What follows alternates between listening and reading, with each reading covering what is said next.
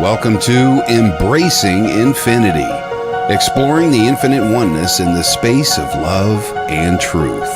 Host Jennifer Rose is an international spiritual medium, healer, channeler, mentor, and transformational guide.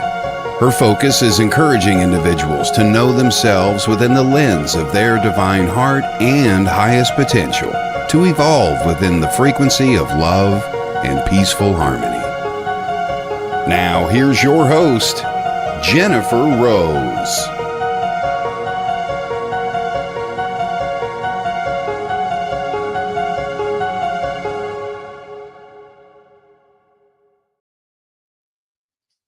Hello, everybody. Welcome to Embracing Infinity.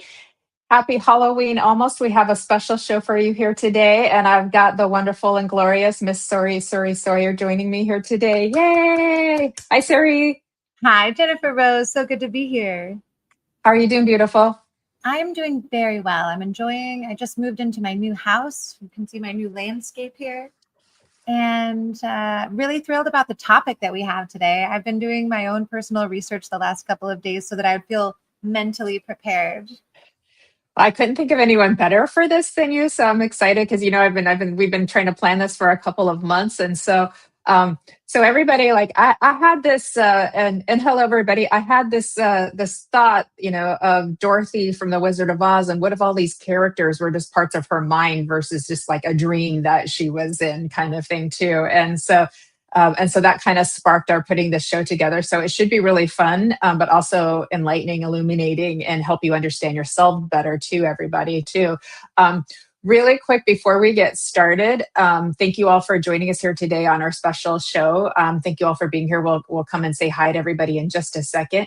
We do have the Psychic Hour at 2:30 Pacific, which is 9:30 in the UK. We're 7 hours difference from Pacific time in UK because of the time difference, because you guys in the UK had your time change on last Sunday and ours is next Sunday. So we're 1 hour off for just this week only.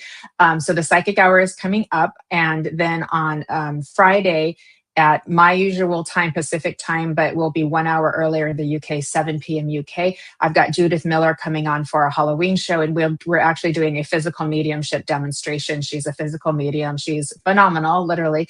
And so you may get to experience something with a loved one holding your hand or moving your hand during that show too. So it's a really special show that we've got planned. And a whole bunch of other things lined up this week too. Grace Grella is going to be on as well. So there's just a load of marvelous shows coming up this week. But we're looking forward to Halloween, and we thought this was a good week to do this show for all of you here today. So should we say quick hellos to everybody, Suri? Yes, let's say some quick why don't you start? Well, first I want to say hi, Kim Princess. It's good to see you.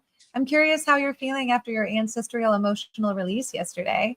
What's up, Jennifer McCormick? Oh, and hey, Kelly Brickle and Michael Christopher. Take it away, Jennifer Rose. Everybody's here. I saw Jeffrey is here with us too. There's Jeffrey. Hi, Jeffrey. Thank you for being here today.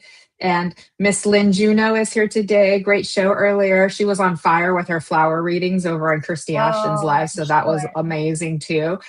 Jennifer McCormick is here as well. Michael Christopher, Kim Princess, Amanda too. I want to say hi to Amanda. Thank you all for joining us. So I hope you're ready to have some fun, everybody. Yes? Are we ready to have some fun too? So let me read your bio really quick, Suri. So I think we all know you, but just in case, and it never hurts to have a refresher of how amazing you are, right?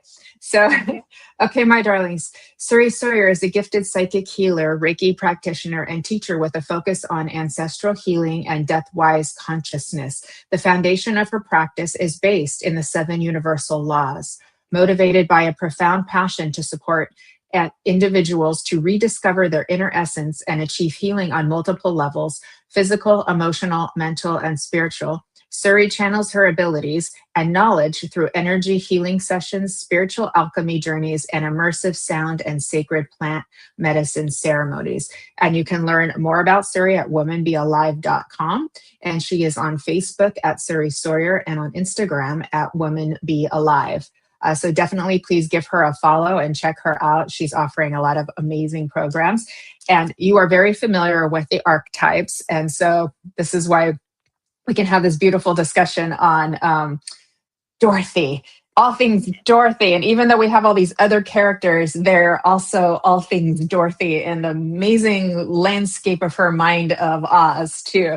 And so it's kind of nice to be in a space where we can like look at it from that perspective. But I think also, Suri, that will help everybody who's watching to think of their own minds and all of the different parts of it, and then how the journey, she's on the hero's journey. We know from literary analysis she's on the hero's journey. She's the protagonist. She goes through a profound transformation, but there's so much more. Yes, 100%. There's so much more. I love this idea. It's a Jungian idea, and not just from Carl Jung, but in all of your dreams, every character in all of your dreams is a representation of some part of your psyche. And if we consider after she hits her head in the storm, she's in a dream state. And so then every character you see after that is some aspect of her own psyche playing itself out. And we have her immature or underdeveloped masculine, the animus. And then you see representations of the anima, which is the feminine, which is the Glenda, the good witch, the good mother, the goddess, and then the dark goddess or the dark mother or the evil stepmother that comes up in a lot of literary text. So we're going to break it apart as if once the dream starts in The Wizard of Oz, you've just entered the complex dynamic of Dorothy's psyche. That's pretty exciting. Yeah. Hi, KB. Hello. Okay. So from an archetypal perspective, when I look at Dorothy, I know she's the protagonist, but I also know she's an innocent. She literally is an orphan. So not only is she an archetypal orphan, but she literally is an orphan. I think we maybe overlook that part of it too. And so this sort of lack of belonging to her place and everybody thinking she's a problem. They tell her she's not smart enough, she's not courageous enough, she's not compassionate enough, she's a problem, she's in the way. And of course, they don't mean all of this, but this is kind of what she gets when she's trying to ask for help. Because the lady who, the mean lady is after her dog, which is her only sense of like comfort and support. So I can see how the dog being taken away would spark such anxiety and then this thing of needing to kind of run away. So she's out there like looking for adventure, but she's also kind of like running away from her problems because it's so, in her mind, is so intense. Right.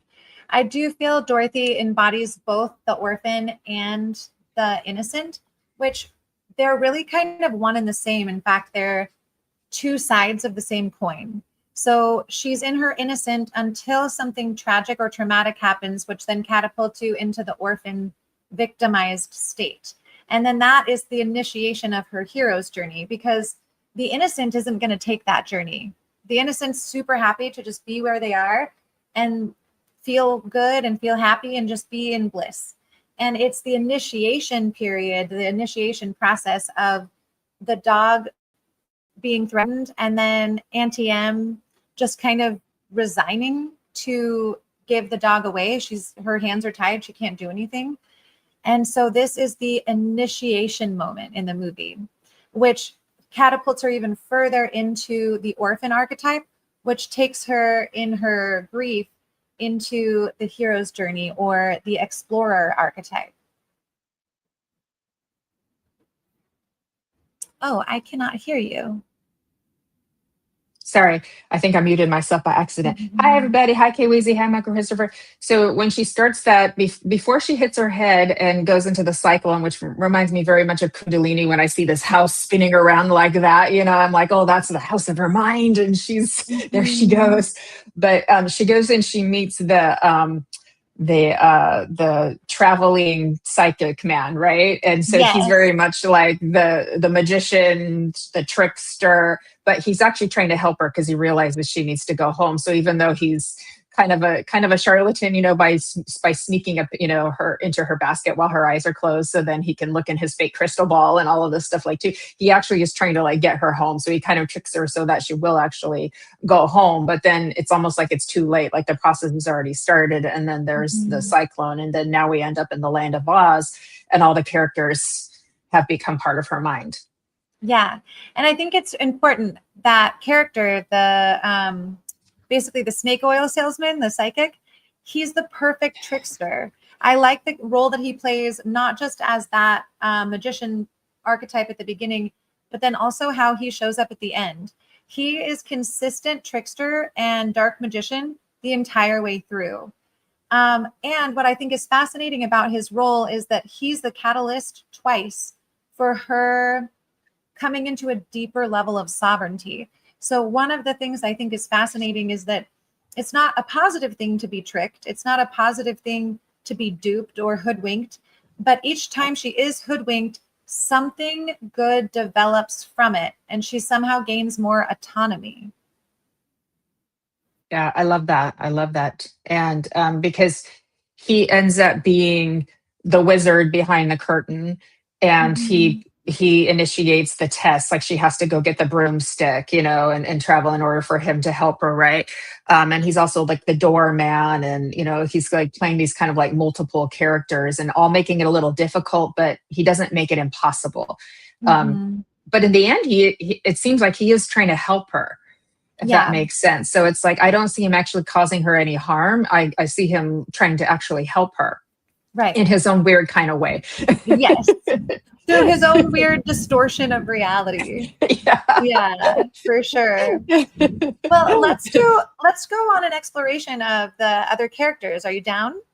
Yes, absolutely. Absolutely. So the first one that we meet once we get to Oz is Glenda, the good witch. Yes. And the fairy godmother role, the benevolent one, the loving one, the caring one, the guiding force. And with that, I also want to throw this out there. There's a theory that Glenda is actually the evil one in the movie. Ooh, I don't know if I like that. Shall we? Well, I'm gonna just throw some things out there, and then you can decide. I have an idea where you might be going, because they're celebrating killing somebody. There's that.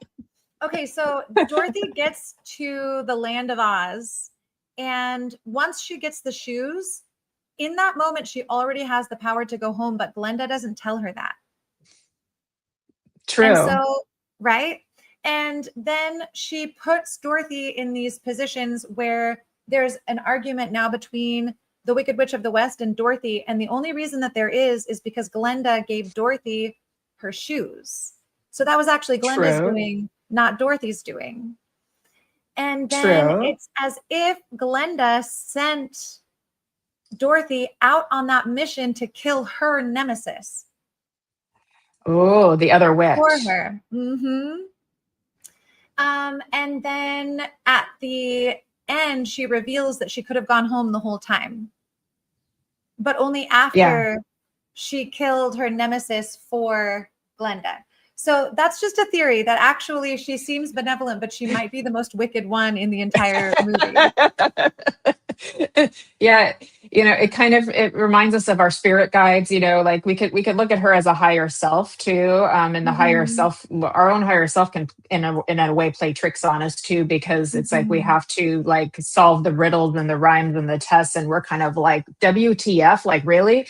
Like we all of us here, as we're going through our transformation, have those moments like, really, God, really, me, really, all of that, like really, like all of that. And it's like, it feels almost like we're being tricked by our own self, or being tricked by our spirit guides, or being tricked by God itself. And so we experience this through all the transformation too, and eventually we do get to see kind of like how it all played out, that we were like almost like forced on this journey of adversity and things to overcome, but what an adventure we had. So it's kind of like a double-edged sword, really, because it's like you look back and go, wow, what an adventure I've had. And then you go back and go, but wow, look at like what I had to do. And like, did it have to be this hard, or did it have to go this way?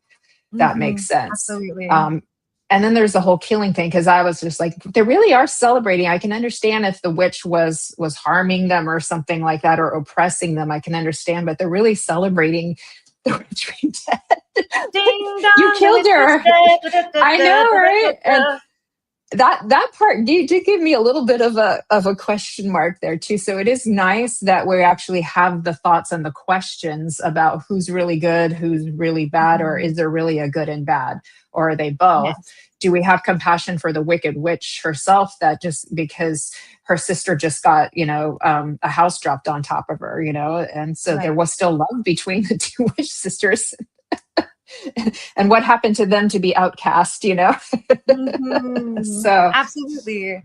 I know that backstory. One of these days, we'll have to deconstruct Wicked, but we'll just stick with the yeah, Wizard of Oz for now. we'll do that we'll do that another one. Yeah, I know exactly. And then Oz has Okay. his own backstory as well too. So yeah. The next character we meet on the path is the Scarecrow. What are your thoughts on the Scarecrow? Interesting to me. So I understand him as sort of a representation of, when the uncle who tells her she's not being smart, he's like, why don't you just not go in front of her house, use your brains, and tells her she's not smart. So then the Scarecrow becomes kind of a internal persona of not being smart, right? So because they've just told her she's not smart, she's not brave, and she's not compassionate. Like, well, then who am I supposed to be, right? And so he comes in. So he's interesting. Now he talks in rhymes and riddles himself a little bit too, like go that way, or you could go that way. Or so he's a little of that as well. But he's also smart, and he tricks the trees. So he's got some trickster energy in him too. And he tricks the trees into throwing the apples so she can get something to eat too. Right. I like the breakdown that the Scarecrow represents the saboteur energy. The one that sabotages, not even intentionally. We all have a saboteur archetype within us that really comes up when we're about to be successful. And also the imposter syndrome, because he is actually very smart, like you're expressing. He's a very intelligent creature, this Scarecrow. And he actually does know things. He knows how to function. He knows how to navigate this yellow brick road, but he's convinced that he is unintelligent. And it's that's representing the saboteur archetype and his inability to make decisions. I love that. Could we say that about all three of the helpers, like the Tin Man and this, because they all think they're not what they actually are. I don't have the courage. The imposter syndrome. Yeah. Right. I don't have the courage. I don't have the heart. I don't have the bravery too. And so she's like living that out within her psyche of that too. So it's interesting. So, but everybody has that. We all go through that. Yeah, we do. We all go through it. And the being intelligent, but not being able to access the awareness where you see yourself in that form. Or like the Tin Man, who in my consciousness represents the lover archetype. He wants to be deeply in relation. He wants his heart to beat. He wants to feel with depth, but he can't see that he already is feelings with so much depth the entire movie. And so he also has got the imposter syndrome as well. And same with the Lion. He actually is very courageous, but he can't see it himself, which I think is pointing at her inner masculine and her psyche. If we're deconstructing it all as being part of Dorothy, her inner masculine feels like an imposter. So it's very underdeveloped, which makes sense for a 13-year-old girl to have a very immature inner masculine force, especially with the absence of an actual father, because we were referencing at the beginning that she's an orphan. Right. So that would make it even worse too. Yeah. And they treat her like she's a problem, like, she's a nuisance or a burden, but they actually do care about her. They actually do love her. But at the same time, like she's not given what she needs. But I can understand, they're on a farm, they're busy working, it's a different time period and all that. But how hard it would be to like live in that time period and go through that. It's hard enough to be in this time period, let alone that. Dolores says, I like when the Scarecrow says some people without brains do a lot of talking. That's true. He does say that. That's a smart thing he actually said. Hi, Mike. Good to see you. One of you asked what we're talking about. We're deconstructing the mind of Dorothy from Wizard of Oz, from the perspective that all of the characters she meets when she hits her head are actually parts of her psyche. We are not doing readings on this one, was another question too. The flying monkeys. Yes. Yeah. You should I see I it. I go back and look. Went as an adult and looked back at the movie a few years ago, and I thought, how could they show this to children? Like the witch, I'm going to kill you, Dorothy, and the flying monkeys. And I just thought, how did I watch that when I was a little kid? I don't know. I don't know. I think there's a lot of that with media. It shocks me some of the things that I was allowed to watch when I was a kid. I'm like, what were my parents thinking, or what was any adult thinking that would be like an okay or a healthy thing for me to like engage in, including the Yeah. Wizard of Oz. It is frightening. And somebody had mentioned that the trees were scary. I also thought the trees were scary when I was a kid. And the Wicked Witch was scary. And the whole scene when Dorothy goes in to kill the Wicked Witch, that whole scene is quite scary with the oh we oh we Yeah, I mean, when that was when she was just kind of like at the height of her absolute, anguish too, because she's locked up. It's very dark night of the soul to be like locked up and like we're gonna kill you, and we're just waiting for our time, and then she's just like, oh my god, and her dog, and she's crying and all of that too, and that's kind of when the rescue sort of shows up all at once too. But yeah, even like Snow White. I don't know. I'll digress into Disney movies actually too. Like the huntsman coming at first. I was like, I don't want my kids seeing that scene.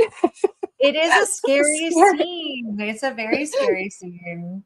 Yeah, a lot of these Disney movies, or just like the Brothers Grimm's stories, they were intended to make you fear certain things so that you wouldn't go into the woods, for example, or go with a stranger. Like they were supposed to incite fear in children. So it is interesting to go back and read those as an adult and be like, yeah, that would scare me from going into the woods. Yeah, it absolutely would. So, oh my goodness. Lorraine is talking about the yellow brick road itself. And I know there's some political connotations to the movie. I don't think we need to go through that right now because it was the Industrial Revolution, but it's like just to focus like on the mind, but the symbolism too of the yellow brick road. What does that mean for you? I was contemplating, because in the original book, outside of the movie, her shoes are silver and the road is gold, and they're on their way to Emerald City. So it's the journey to prosperity. But when you get to the Emerald City, it's a trick. And so there's a lot to be said about the yellow brick road, and also just the change from silver shoes to ruby shoes. I think that's interesting, and I'm curious about that myself. But yeah, the yellow brick road can be the spiritual path, and following the spiritual path to the heart, the Emerald City, and the shoes that we walk in to arrive there. And if we consider the ruby shoes to be something of like the root chakra, being grounded upon the golden path that leads to the heart.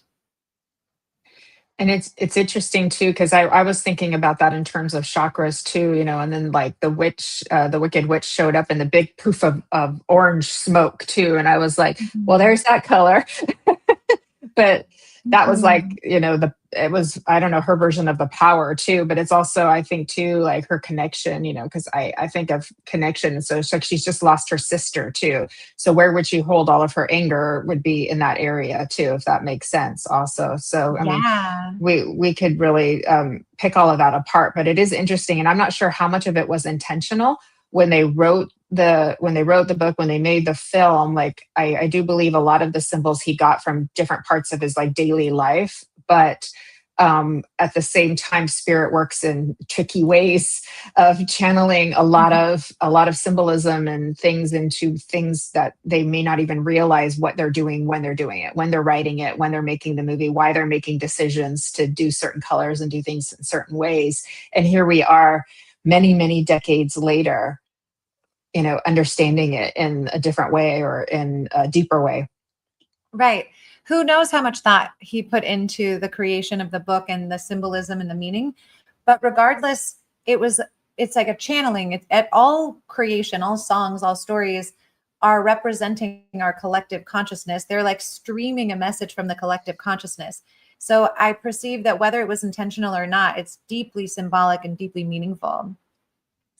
Absolutely. And Return to Absolutely. Oz. Yes, horrendously scary. That one is so dark. You're correct about that, Kim Princess.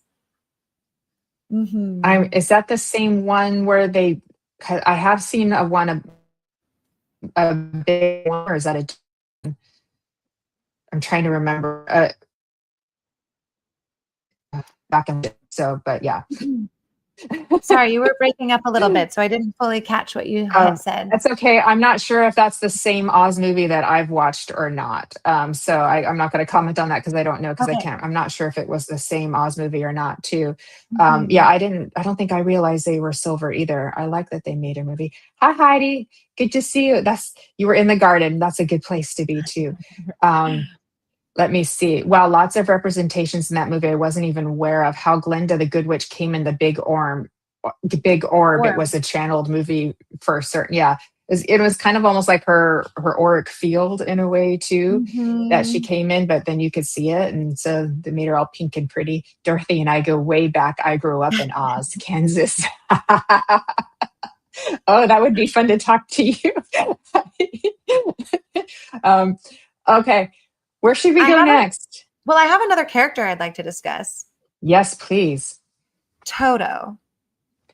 Tricky Toto. Toto. I like the theory that Toto is a physical representation of Dorothy's intuition. Because I like that. So he gets in the basket and Dorothy's freaking jumps out. And Toto sneaks out and he's like, come on, let's go. And even throughout the path, Toto he's quiet, not up to much, but when he's needed or something is kind of off, Toto like goes running again. And that's why she ends up coming out of the hot air balloon too, was because Toto jumped out. And so then she went after Toto.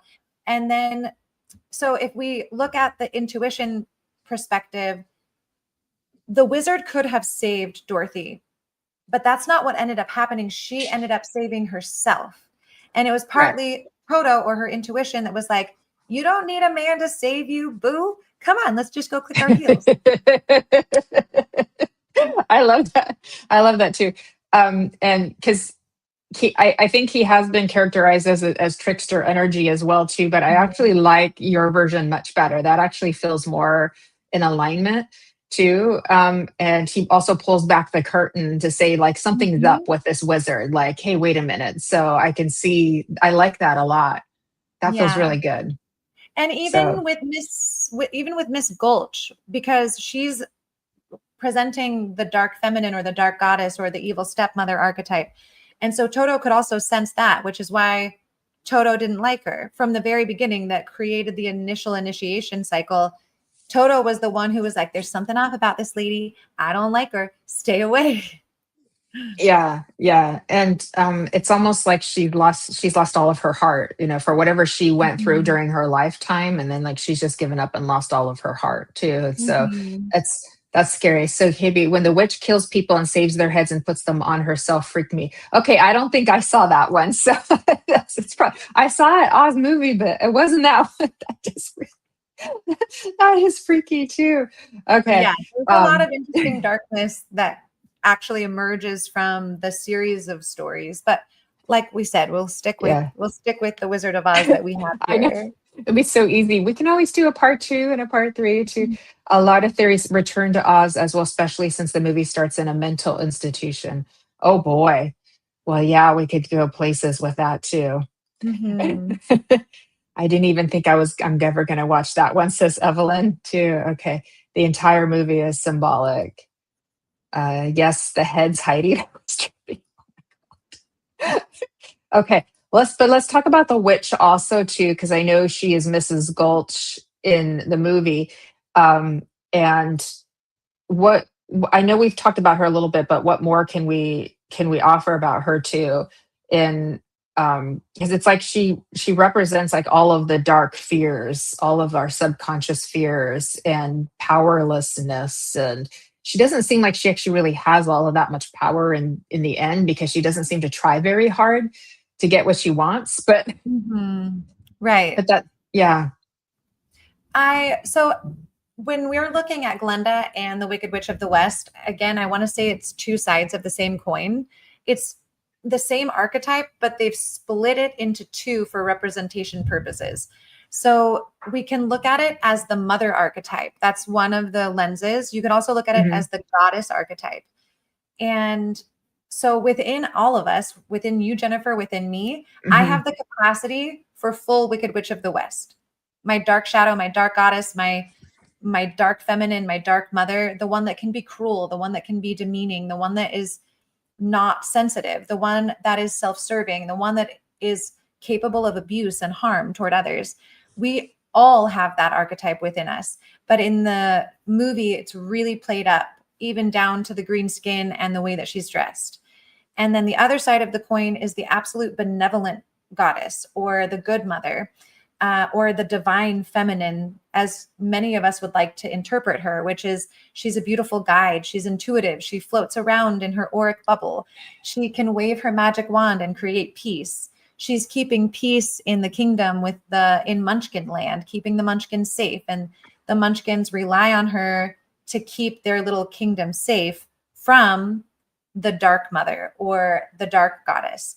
So if we look at those archetypes as being both within Dorothy, she's actually facing herself, the aspect of herself that has the capacity to be wise, to guide, to teach, to create magic, to be wonderful and nurturing. And she also has this fear side, this shadow side, this side that's gone through extreme loss. So it's interesting that as soon as she gets into Oz, you're witnessing the Wicked Witch of the West experience an extreme loss. And that's not her first extreme loss, as it's shared in the movie. So the mother has become like defective and almost monstrous. So what are your thoughts on each of us having both of those archetypes within us? And it's kind of like, which wolf will you feed? Or which witch will you feed? Right. And one thing that you sparked my mind is the loss. It's like Dorothy also has the loss because she's lost her parents. She is an orphan too. And so that, potential anger is within her too, that potential darkness of whatever she's experiencing and not been able to actually cope with those emotions would be back in there too, in the back of her mind too. But if we understand, and you probably would word this more eloquently than I do, but as part of the collective consciousness, and it is a bunch of like little puzzle pieces of archetypes that we're all playing out, and we all have opportunities to play out, and we probably will play out at some point in all of them in some way. As soon as we say that's so not me, then we're kind of like disidentifying. We're saying, we're suppressing, we're repressing. And it isn't until we go through our transformation where we understand we are living in this reality that is dual, that is the dark and light, and be able to face the darkness within you, look at the things that you've done and said or thought, and then be able to heal that, embrace that, integrate that, understand that too. And that's how we get back into like a wholeness where we're not just all of these different parts, but maybe we can also allow the parts to still, the energies to work through this in a positive way, so that we're kind of have sort of achieve some mastery over this like play of life that we're in. But we are like a bunch of actors, and we have it all in us. It would be good to do acting, because then you get to play out all your archetypes. And so it would be probably very enriching for the higher self of you, or the soul aspect of you. Yeah, 100%. So, acting is so interesting, the way you can draw out things that are 100%. Okay. Linda's saying author Frank Barn was, Frank Barn was influenced by Theosophy. That makes sense.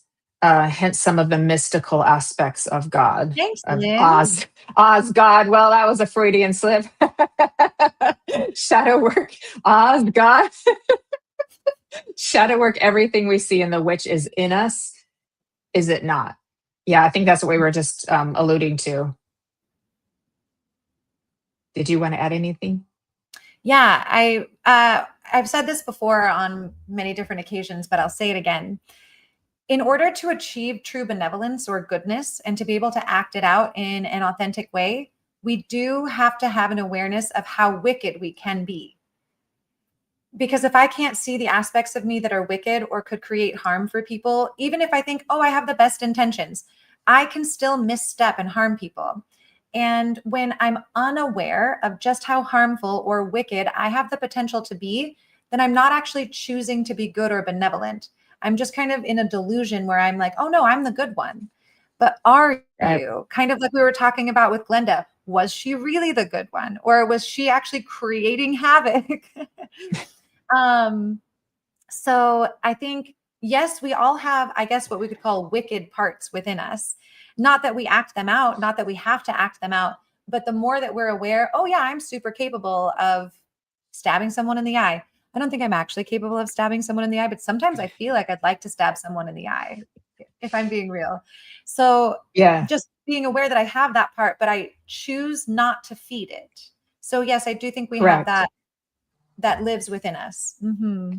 Yeah, I think the more aware we become, then we actually do have more empowerment within our lives to create that authentic goodness that we're really wanting to. So it's not just an idea, but an actual manifestation that we're putting forward. Now we're in Halloween week, and we're all having fun with, all the spookiness, and you go in the Halloween store and there's all kinds of scary things and all kinds of stuff, and people are going to play out from the fun ones to the really gory ones too. But this is almost like this is a time where we're actually giving ourselves permission to allow those energies to kind of flow through us in a way that no one's really judging, if that makes sense. Whereas a different time period, we'd be judging. So we're watching the scary movies, we're wearing the scary costumes and things like that. And if you stop and think about it, there's a glorification of violence in some of these things, or a glorification of darkness in some of these things.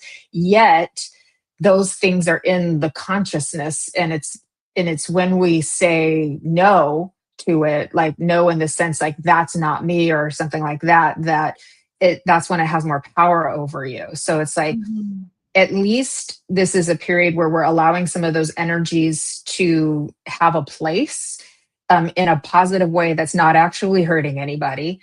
And then they don't have that same kind of power over you. They're not in the background, like waiting for a moment to come out and do something. And then you go back and go, oh, I didn't mean to say that. I didn't mean to do that. You think about, just look out in society, how many things were done that people didn't actually mean to do, but did. Right. Absolutely. That I don't know how we got here, but it is interesting. Intention, right? Intention is everything. What is our intention behind a certain action? But the outcome of our actions aren't always predictable. And so sometimes we can do something that we feel is from the best intention, but then the outcome doesn't actually match up with what the intention was. Yeah. I like this question from Lorraine. Do we act out the bad side of us to integrate them? Do you want to answer that first? We don't intentionally do bad things to people or intentionally cause harm to people, but there are ways that people can play with the energies. Like, for instance, role playing. People can do kind of role playing. People can have fun. It's like, so if you sense that an archetype is that role within like an interaction that you have with somebody, it's like you can turn it into something kind of fun and have more of a playful interaction and a role playing with it. So that way the energies are getting kind of noticed, but they're actually not overpowering you. You're actually using them in kind of a more productive kind of way too. So finding ways I have different moods that I go through too. And so it's like I'm honoring, like, I feel more playful today. So I'm going to like do this with the way that I'm dressing, or with the coffee cup that I choose, or something like that, because I'm feeling more playful. But then there are some days where I'm feeling more serious too. And so I'm honoring that part of me too, and allowing that to play through. But I'm aware of it. So that's helping. But I do believe that the more we get to know all of our different parts and are aware of them, and then also can see them playing out with the people that we're interacting to, that's how we are kind of integrating. And so that way they're not slipping out and coming and causing, like, what I want to say is collateral damage that we have to go back and clean up too. So what's fun about Halloween is you can pick out a costume and you really could play it up and everyone's going to be like, okay, because it's Halloween. Yeah. You know what I mean? So, costume parties would be good for that too. But I know it has been sometimes recommended, like, within your interpersonal relationships and interactions, that if you can actually learn to play with some of those energies and like purposely do a little role play kind of thing with them, then you find a way to work with them in a way. So but we can spot them within ourselves and go, "Ooh, I've got a little bit of this coming in me too. I'm feeling a little," we do our fairy show. We just had our messages from the Enchanted Realms. We call it the fairy show too, right? We're all in our magician, but we're in the happy magician. We're in like in the fun of it too. So we're that's giving us an opportunity to like play out that archetype, but in a fun way and it's actually helping people too. So I'll hand that over to you, Suri. Beautifully said, Jennifer Rose. And I agree. Thank you. You're better, but that's okay. We're equal. For my dark parts, I don't intentionally act them out. Although, of course, in my lifetime, I've been so overwhelmed with a certain emotion that I've said things, right? Like I'm like, wow, that just came out of my mouth. I couldn't help it. I'm so emotional right now. And the older that I get, I have more control and awareness of, okay, something really big is moving through me. I feel rage. And when I'm feeling, for example, extreme rage, it's been a while, but there was something that happened a couple of years ago. It sent me into such deep anger. And I sat and I listened to the wicked part of my mind come up with great comebacks. I'm like, oh my God, I wish I had said that. That would have cut like a knife, And some part of me getting a kinky thrill out of the idea that I could hurt that person back for how they hurt me. Or imagining slashing their tires. Like, I'm like, oh yeah, I can feel how getting back at them could feel good to a part of me. And I know that it would be temporary though, right? Like I know that the relief that I would feel from harming back someone who harmed me, it would feel like a little bit of a release, but it would only be temporary and probably in my personality followed by tremendous guilt. So I don't act out of that. And sometimes when I listen to the ideas that the wicked parts of me have, I'm like, listen, this is why we don't let you drive the car. Because if you were driving, we would be in jail. So though we honor your perspectives and your desires and we're listening, we're going to go this way though. I love that too. But so here's the thing. We're spiritual people. And if we have thoughts like that, people think then they go into what I would call more self-loathing for even having a thought like that too, which perpetuates the repression of these parts of us that we never actually get a chance to then heal and integrate so that they don't have, or we're not hearing those kind of thoughts. So a lot of people, when they're going through transformation, dark night of the soul, a lot of dark thoughts about themselves, or that they're almost feeling from like an external kind of voice coming at them, but it's all part of this psychic reality that they're in. And so if I were to have a thought like that too, I would be like, you're mad. I can see it. Okay. You're allowed to be mad. What else do you have to tell me? Like, tell me more, tell me more. And so it's like, I'm just allowing it to exist, but not actually acting on it or doing anything. But otherwise, like, it's just going to keep picking at you kind of thing. And so it's like, at some point you have to, so like, but I'm fortunate, like you and I are fortunate that we've developed the awareness to spot it and to realize, well, that's not my whole me, or that's just one part of me, And so if you heard that voice, it has something to tell you. And then I would imagine as we start to pick apart, there's another layer behind that, because under that anger is going to be some hurt and some fear. And then we're going to get to the abandonment and the rejection and those like kind of core wounds. And then we're able to bring us back into that state of connectedness again, because ultimately we're playing out connection and disconnection, and then with all of these elaborate roles that we play too, and we want to come back into connection again. Absolutely. I love what you're saying as well, because shoving those mental parts out because it's not spiritual or it's not good or I shouldn't be having those thoughts, that's how we end up storing certain feelings in our tissues. That's why emotional release is even a thing at all. Because if we cut it off and we say, that's not me, then we don't actually learn to process some of those feelings of anger, rage, deep sadness, abandonment, and then they get stored in our tissues. And sometimes letting the tape run, understanding you're not going to act out any of these things, but letting the tape run, for me personally, it's become like my own internal comedy hour.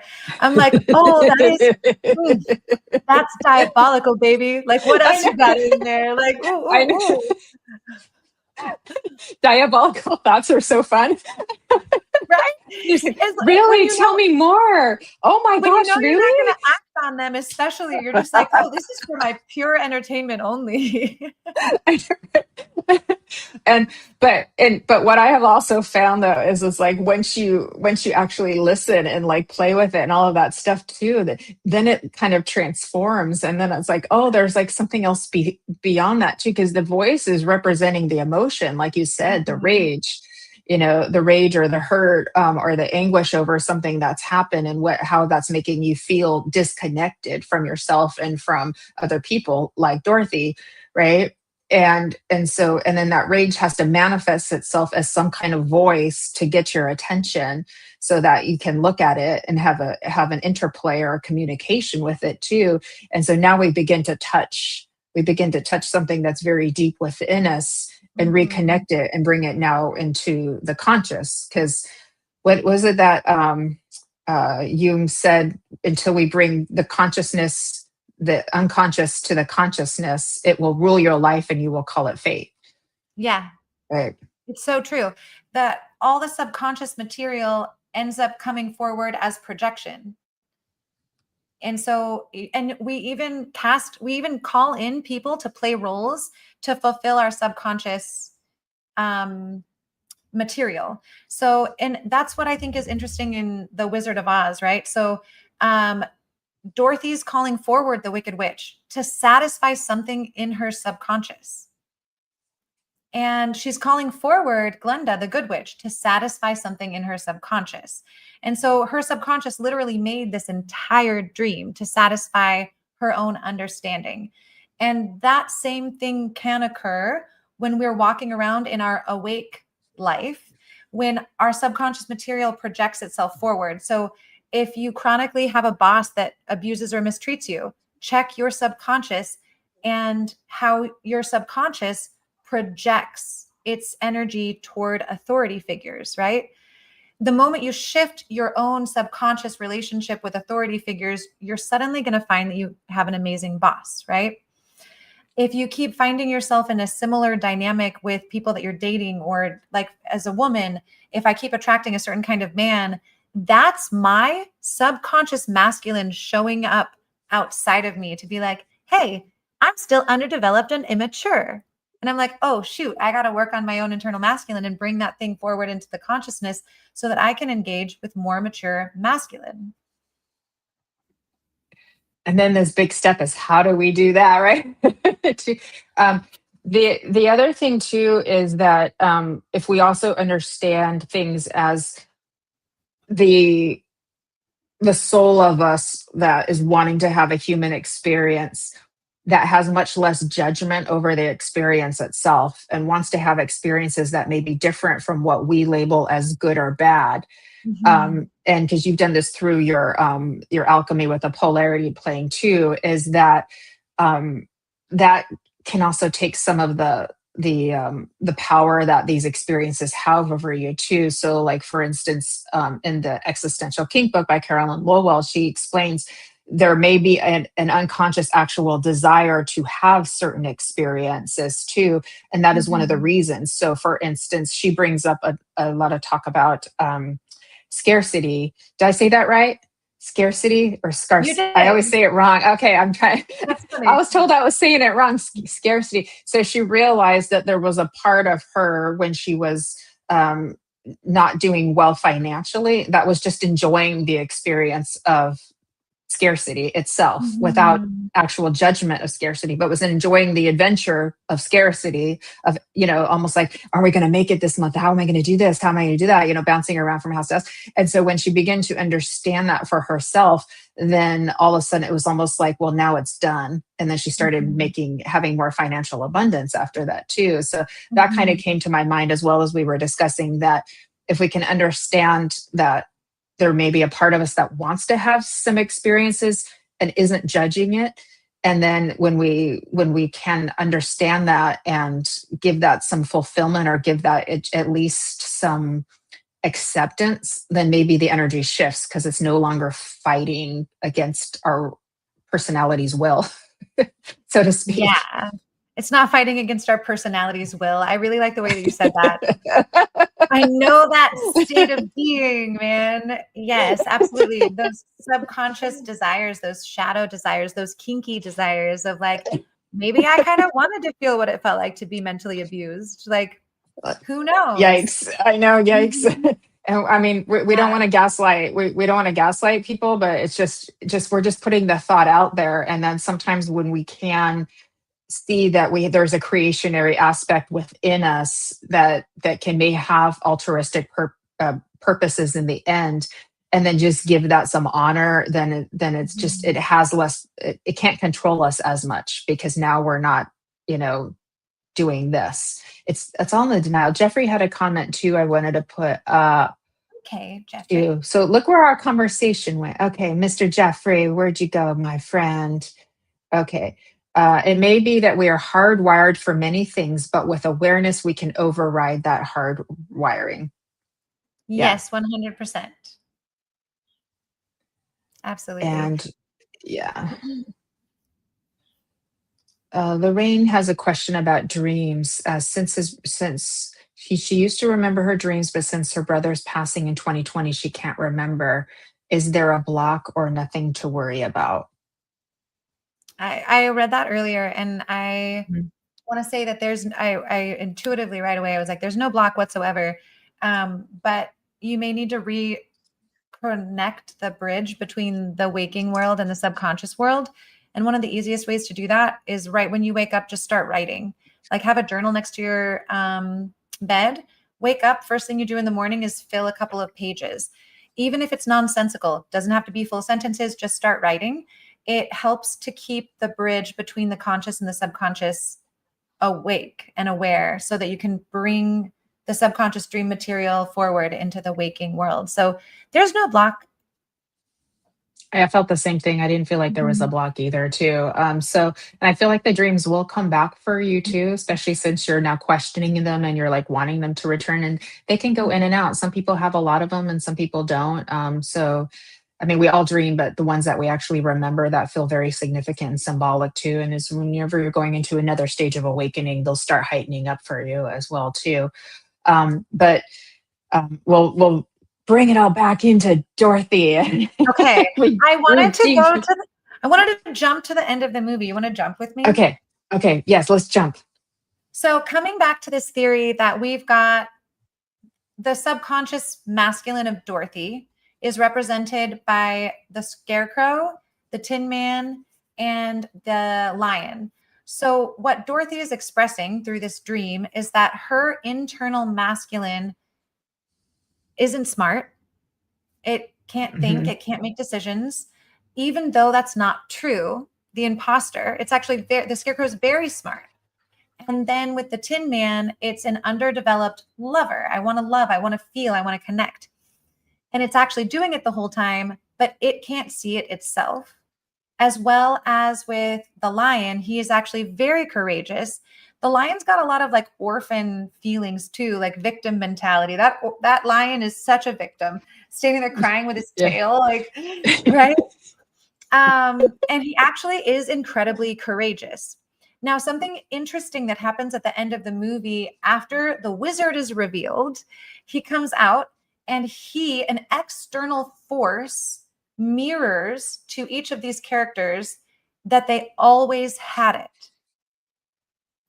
And this is almost like a masculine initiation. This person, this trickster, this magician, with some kind of assumed superior wisdom is essentially saying, through this hero's journey, you have displayed that you're intelligent. Here's your brain.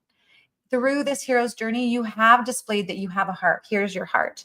Through this hero's journey, you have displayed that you have courage. Here's your courage. And it's the evolution of Dorothy's own internal masculine also evolving. Something I think is interesting is that Dorothy's supposed to be 12, 13. So she's right at that pubescent period of time, which I think is interesting to show the feminine, dark and light side, and then these different aspects of her internal masculine, all going through an initiation throughout the process of the movie. And I'll get to that in a second. Go ahead. You got anything on that topic? I know, I love all of that too, and it's taking me off until all these other places where I would love to go. It's reminding me about your interview that you did with Kyle and how he's helping the men to initiate to become more integrated and individuated too.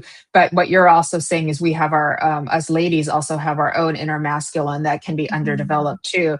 So now I'm starting to think of all the possibilities as us women begin to integrate our masculine, and then the males begin to integrate their own masculine and feminine as well too, like what the possibilities would be like and how much connection we would have, which leads me to that it is up to us to do this work so that we can achieve this kind of homecoming that we're all wanting. Absolutely. Because it's through and then what I also love about the end, so this external masculine force, the wizard, because of his acknowledgement to the three other men, then they can accept themselves as having those qualities. When it's offered to Dorothy to go in the balloon home, what I love is that it didn't happen that way. Because if it had, Dorothy would have never realized her own power to take herself home. So I love that Toto was like, no, it doesn't go down this way. Yes, congratulations, your inner masculine just got initiated. That's cool. But you're a priestess and you're going to take yourself home. And you're going to realize that you have the power to do so the entire time, even though you were playing a little bit of the imposter syndrome and the innocent damsel and being like, oh no, I need help. Turns out she could do it the whole time. Yeah.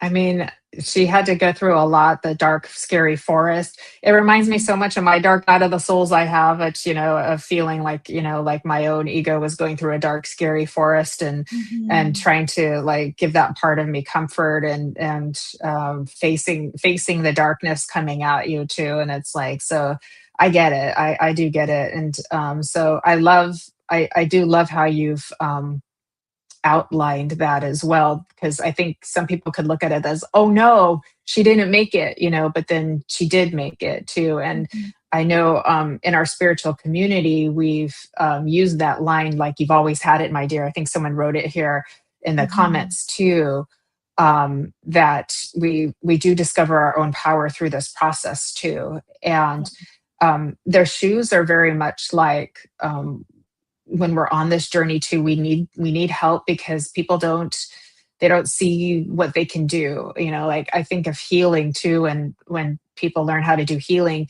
they're trying to follow a structure and a format because that's given them tools to actually believe what they're doing is working. And then after a while, they may not feel like they need the red shoes anymore. They don't need all of the structure. They realize the healing is happening, whether they're doing this or not doing this too, because they can feel it and they believe in themselves as connected to spirit too. So we're all on this journey. I'd love to say that we arrive, but I think there's always going to be more. We're always going to keep arriving at more. So it's just buckle up, buttercup. Forever going onion. Yeah, that is for sure too. In the last few minutes that we have, what could you give some recommendations for how we actually could integrate these parts, the feeling of home coming in, the integration of the masculine and the feminine together within us, but then maybe also in around us too. How can we what can we do now that we've like seen that all of these archetypes that were in Dorothy's dream are also within our own minds in just different, different forms. What do we do with them? What do we do with them? Well, I think it's important to get to see yourself in this complex way. We could even say that this is a multidimensional perspective, because each character is their own dimensional perspective, right? But all of those characters are existing in one psyche. So it's actually a doorway into our multidimensionality. So accepting that we are multifaceted and multidimensional is step number one. And then realizing that different situations in our lives are going to pull out or call out a different character that exists within us. For example, all of us have a protector inside, an aspect of us that's going to come up and do whatever is required to keep us safe, even if we're not actually in danger. And it's great to know how your protective mechanisms work. That's a part of your multidimensionality. And when they pop up, what do they feel like? What parts of my body respond to this stimuli? What kind of thoughts start going when I'm in protective mode? Okay, this persona is this aspect of me. Likewise, there's an aspect of us for me, I've got a lot of that. I feel a lot of Glenda energy where I'm like, hello, how can I help you? How can I serve you? Like, let me guide you gently, right? And that aspect of me, what does she think? What kind of energy do I feel in my body? What feelings go with that persona within me? What kind of external circumstances elicit that part from me? And becoming aware that we're actually always kind of switching roles. For people who go to work and then come home, I guarantee you that the person that you are in the office or in the workplace is not the same person that you use to relate to your spouse or to your children or to your best friend. So it's just noticing that the external world is going to call forward different parts of you to achieve or fulfill different roles that you're being asked to play in a daily basis. Notice the shifts, notice the movement, notice how your thoughts change when you're playing these different roles. And then to the best of your ability, allow them all to coexist. There we go. That's what I have to say. That's beautifully said too. So we have many costumes. We have our core personality, but then we have many costumes. And that also includes what I've called costumes of protection too. And those may be a little less mature. They tend to be like rebellious teenagers, but they have a purpose too. So it's using them as an ally to help you grow versus in a way that will actually make your life harder too. So it's the awareness that all of that is playing out. So I feel like if anything, we've opened a door to awareness that we have so many parts and we are always shifting. And then just to realize it, and then we can actually learn to play with it a little bit in like a fun way too, and then to get to know ourselves better too. And like you said, allow them to coexist. So having conversations with yourself. So I have quiet time within me where I'm just literally in my internal dialogue and I'm listening to what's happening, and then I'm like, what does that part of me need? And I have to take the time to do that, or my anxiety levels will start to go up on, because then I'm not listening. It's almost like someone pulling on the apron strings kind of thing. For too. sure. So yeah. So we're all on our hero's journey, only to figure out we were that all along. We were home the whole time. We never left. And this is why I call it the marvelous absurdity. We're sitting at home now.